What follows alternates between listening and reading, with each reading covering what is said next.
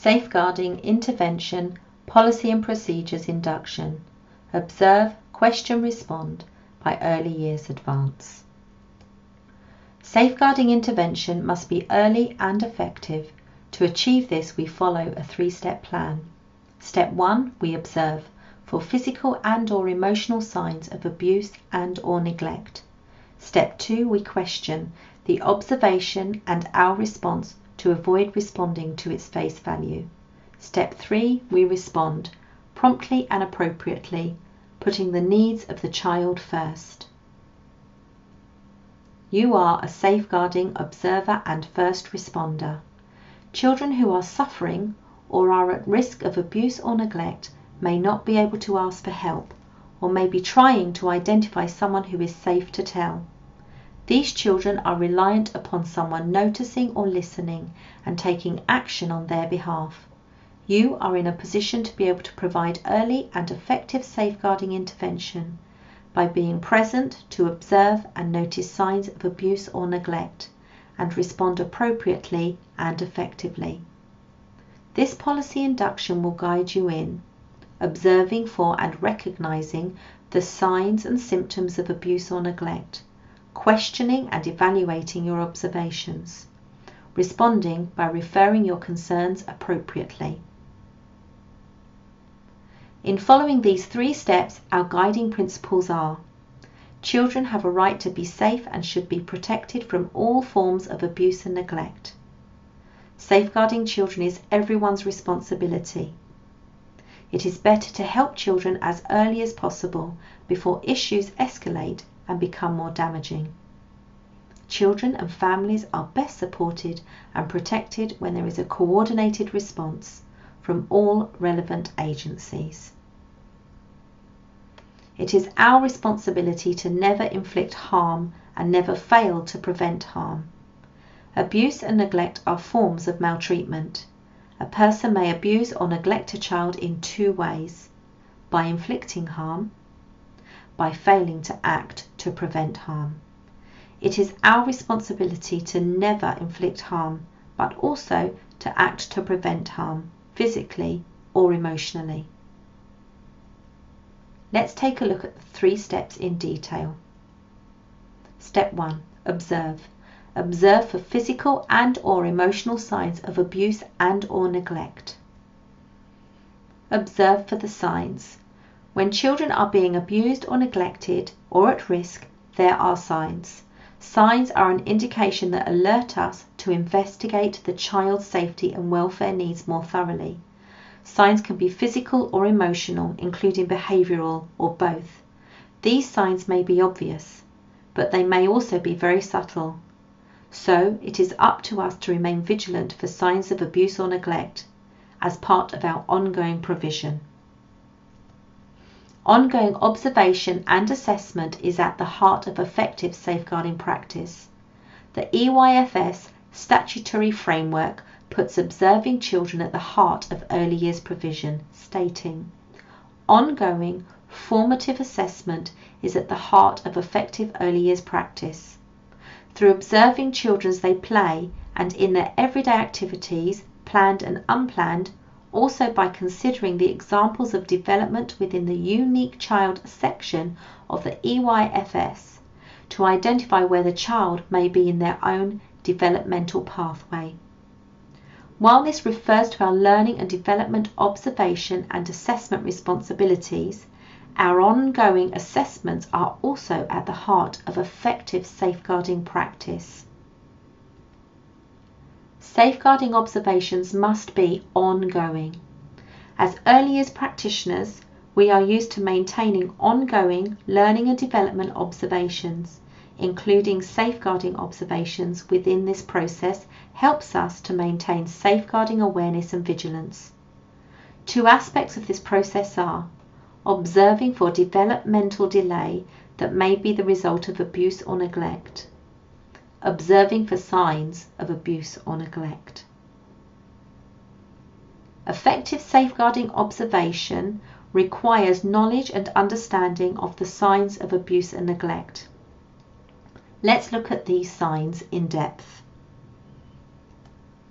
Some general signs of possible abuse or neglect are children whose behaviour changes, for example aggressive, challenging, withdrawn, clingy, difficulty sleeping or wetting the bed.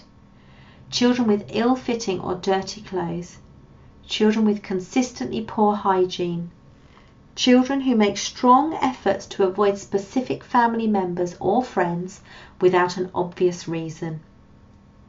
Children who don't want to change clothes in front of others or participate in physical activities. Children who are having problems with learning, for example, a sudden lack of concentration and learning or appearing to be tired and hungry. Children who talk about being left home alone with inappropriate carers or strangers.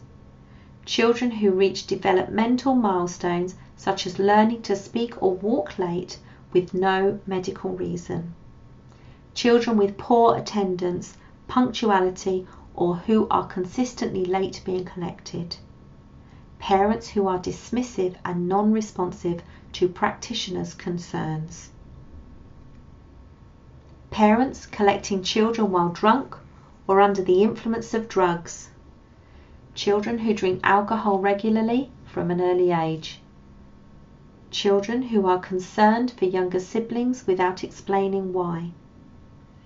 Children who talk about running away. Children who shy away from being touched or flinch at sudden movements. There are 4 main categories of abuse: physical abuse, emotional abuse, sexual abuse, neglect. Each has its own specific warning signs, which you must be alert to. Let's look at these 4 main categories of abuse and neglect. Physical abuse. Physical abuse is deliberately hurting a child in a variety of different forms, including hitting, pinching, shaking, throwing, poisoning, burning, scalding, drowning, suffocating or restraining. Physical abuse can happen in any family, but children may be more at risk if their parents have problems with drugs, alcohol, mental health, and/or domestic abuse. Babies and disabled children have a higher risk of suffering physical abuse. Physical harm may also be caused when a parent or carer fabricates the symptoms of or deliberately induces illness in a child. Physical abuse can also occur outside of the family environment. Some of the signs of physical abuse may be children with frequent injuries, children with unexplained or unusual fractures or broken bones, children with unexplained bruises, cuts, burns, scalds or bite marks. Emotional abuse. Emotional abuse is the persistent emotional maltreatment of a child. It is also sometimes called psychological abuse, and it can have severe and persistent adverse effects on a child's emotional development. Although the effects might take a long time to be recognizable, you are in a position to observe for the signs of emotional abuse. For example, in the way a parent interacts with their child. Emotional abuse may involve deliberately telling a child that they are worthless or unloved or inadequate. It may include not giving a child opportunities to express their views, deliberately silencing them or making fun of what they say or how they communicate. It may involve some serious bullying. Some of the signs of emotional abuse may be children who are excessively withdrawn, fearful or anxious about doing something wrong. Parents or carers who withdraw their attention from their child, giving the cold shoulder. Parents or carers blaming their problems on their child. Parents or carers who humiliate their child, for example by name-calling or making negative comparisons. Sexual abuse and exploitation. Sexual abuse and exploitation is any sexual activity with a child. Many young victims do not recognize themselves as such. A child may not understand what is happening or that it is wrong. Sexual abuse can have a long-term impact on mental health. Sexual abuse may involve physical contact, including assault by penetration, rape or oral sex, and non-penetration, masturbation, kissing, rubbing, and touching inside or outside clothing. It may involve non-physical contact, such as involving children in the production of sexual images, forcing children to look at sexual images or watch sexual activities, encouraging children to behave in sexually inappropriate ways, or grooming a child in preparation for abuse, including via the internet. Sexual abusers can be men and women of all ages or social status and other children. Some of the signs of sexual abuse may be children who display knowledge or interest in sexual acts inappropriate to their age, children who use sexual language or have sexual knowledge that you wouldn't expect them to have, children who ask others to behave sexually or play sexual games, children with sexual health problems including soreness in the genital and or anal areas, sexually transmitted infections, or underage pregnancy. Child sexual exploitation. Child sexual exploitation is a form of sexual abuse where children are sexually exploited for money, power, or status. It can involve violent, humiliating, and degrading sexual assaults. In some cases, young people are persuaded or forced into exchanging sexual activity for money, drugs, gifts, affection, or status. Consent cannot be given, even where a child may believe they are voluntarily engaging with the sexual exploitation. Sexual exploitation doesn't always involve physical contact and can happen online. A significant number of children who are victims of sexual exploitation go missing from home, care, and education at some point. Some of the signs of sexual exploitation may be children who appear with unexplained gifts or new possessions, children who associate with other young people involved in exploitation, children who have older boyfriends or girlfriends, children who suffer from sexually transmitted infections or become pregnant, children who suffer from changes in emotional well-being, children who misuse drugs or alcohol, children who go missing for periods of time or regularly come home late, children who regularly miss nursery, school, or education, or don't take part in education. Neglect. Neglect is a pattern of failing to provide for a child's basic needs, whether it is adequate food, clothing, hygiene, supervision, or shelter. It is likely to result in the serious impairment of a child's health or development. Children who are neglected often suffer from other types of abuse. It is important that you remain alert and do not miss opportunities to take timely action. While you may be concerned about a child, neglect is not always straightforward to identify. Neglect may occur if a parent becomes physically or mentally unable to care for a child. A parent may also have an addiction to alcohol or drugs, which could impair their ability to keep a child safe or care for their needs. Neglect may occur to the fetus or embryo during pregnancy as a result of maternal drug or alcohol abuse.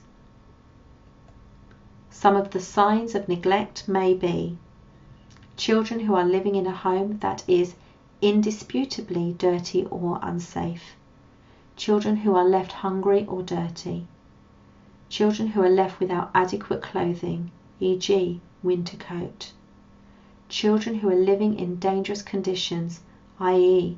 around drugs, alcohol, or violence, children who are often angry, aggressive, or self-harm, children who fail to receive basic health care, parents who fail to seek medical treatment when the child is ill or injured without a reasonable explanation for the delay.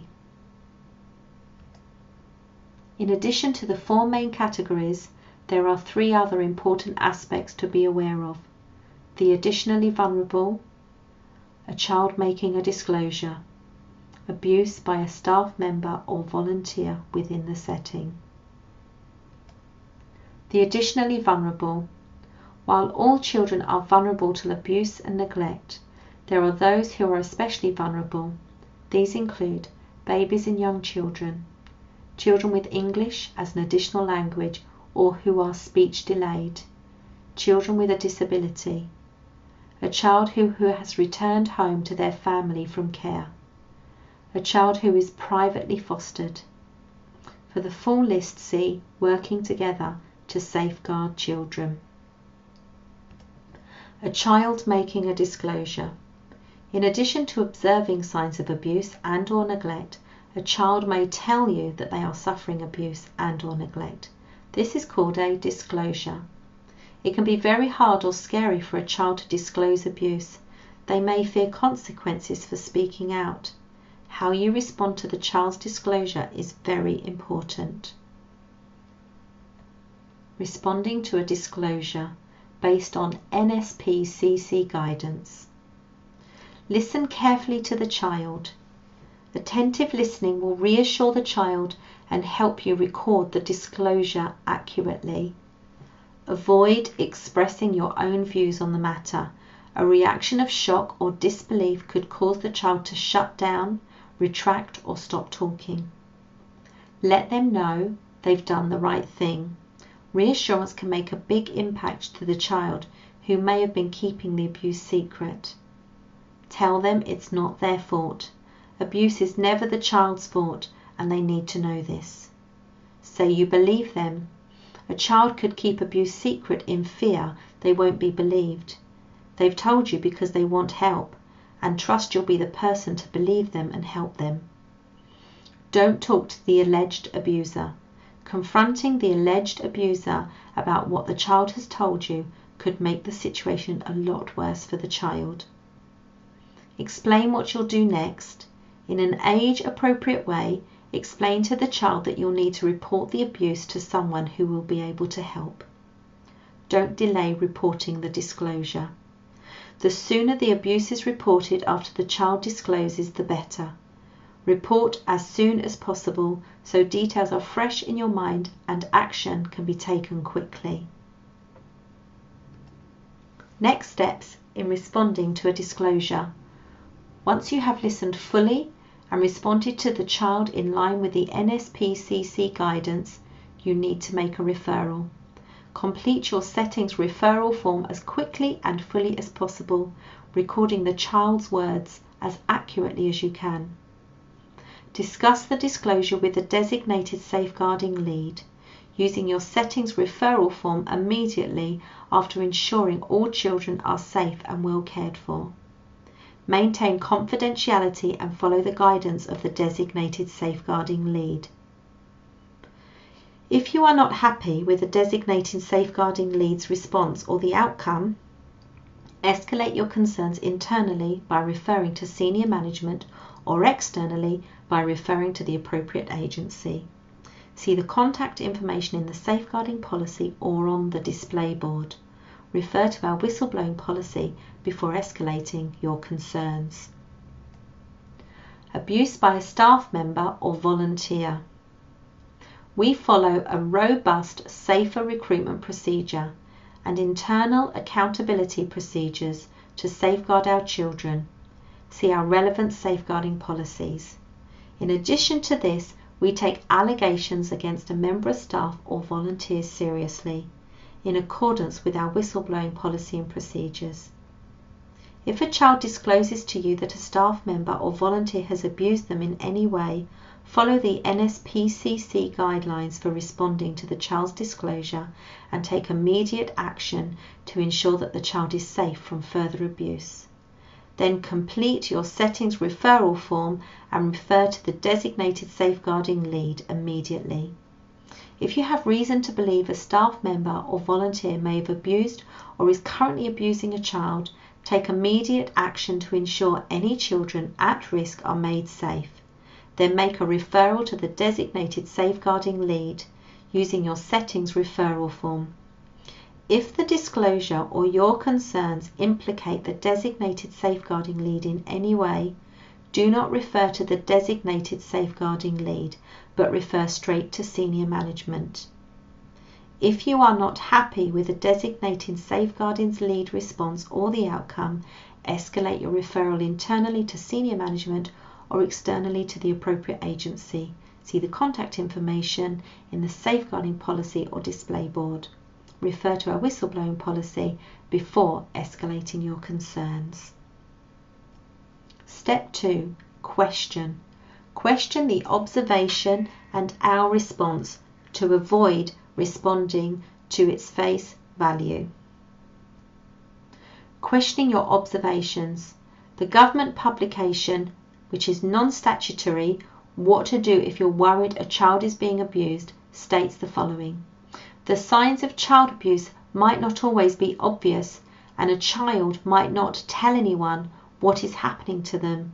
You should therefore question behaviours if something seems unusual and try to speak to the child, alone if appropriate, to seek further information. It is easy to miss signs of abuse or neglect because we take our observations at face value. Always question your observations, asking yourself, is there anything here that could be a sign that the child is suffering or at risk of abuse or neglect, despite how it first appears to me? Question your personal response. Do you have any personal prejudices, mindsets, or experiences that affect your ability to observe and respond appropriately, such as babies are less likely to be sexually abused, middle to upper class families are less likely to abuse or neglect their child, senior early years practitioners are less likely to abuse children, men are more likely to abuse children than women. Referring my concerns may affect my job security.